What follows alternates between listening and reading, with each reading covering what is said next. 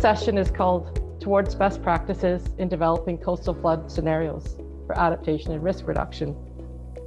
So, like the journey I took with my family to paddle down the Mackenzie River, planning for flooding issues requires a look into the future, as I mentioned.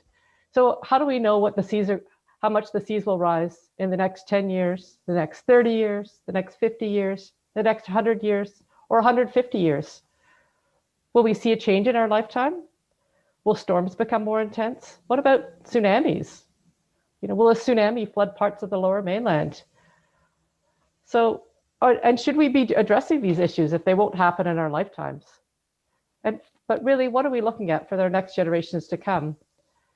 And where can you find this information to answer some of these questions?